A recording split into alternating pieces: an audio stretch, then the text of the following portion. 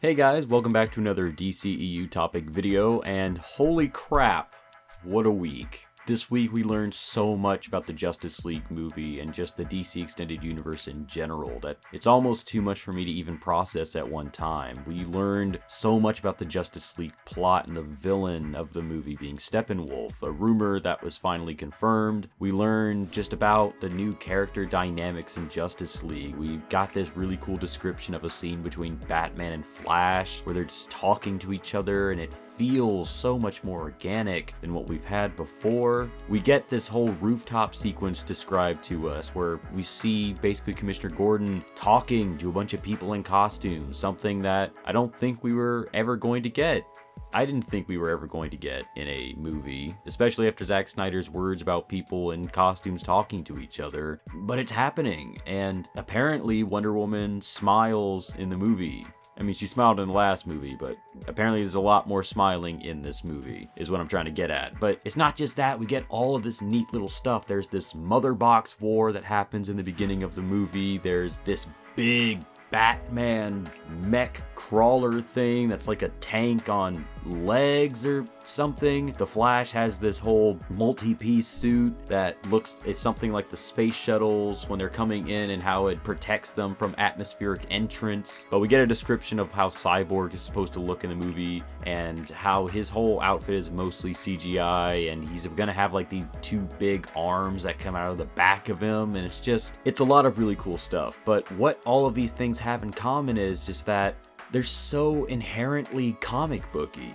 They just feel so out there and crazy that you would never expect them to be in a DC movie, especially recently, but here they are being described to us, and it just feels like something so not really mythical, but it feels out there. It feels like it's coming right from the pages. It doesn't feel like it's coming right from the pages of a comic that came out to kind of show the dark points of characters. It feels like it's coming out of the actual mainstream comic series of the Justice League. That was all really cool. But I think the biggest thing that I wanted to take from this, and the whole point of me making this video, was this fills me with hope, because it makes me feel like the people at Warner Brothers have actually learned something from the BVS reception.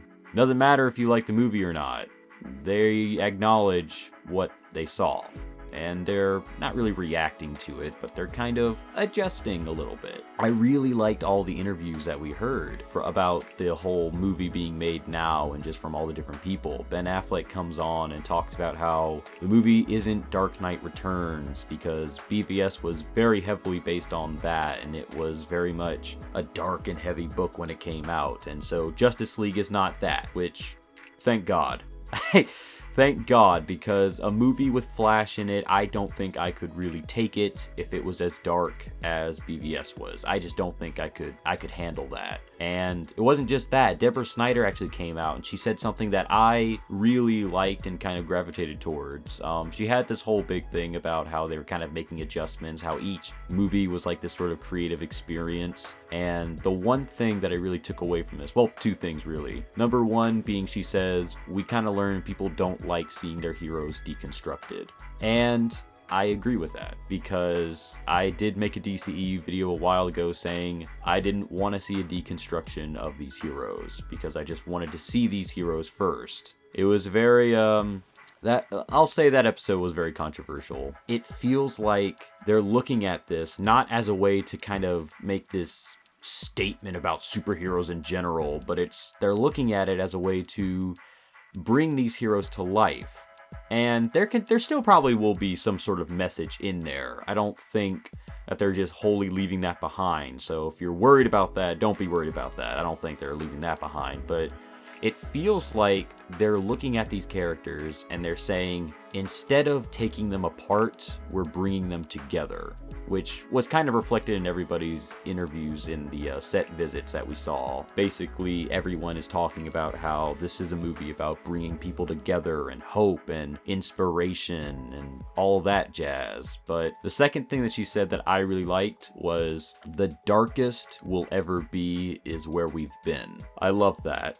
I love that because it means that the sort of dark chapter of everybody's lives that was Man of Steel and BVS, it seems like we're past that now, and that we can actually move on to this greatly expanded universe without having to worry about all of this baggage of all these different characters, because they've moved past it. They've transcended past all that stuff. Batman is actually hopeful again after seeing Superman sacrifice himself for everybody. And he's not this nihilistic sort of brooding psychopath anymore. He's very much someone that wants to become the hero that Superman was, that he finally saw Superman as. And I think that's really cool for a Justice League movie. I mean, the whole plot, from what we can tell, is that it's going to be basically find these mother boxes before Steppenwolf, which it's basic, but it works. And I think it's a plot that can allow us to see this sort of hopefulness and bringing people together take root.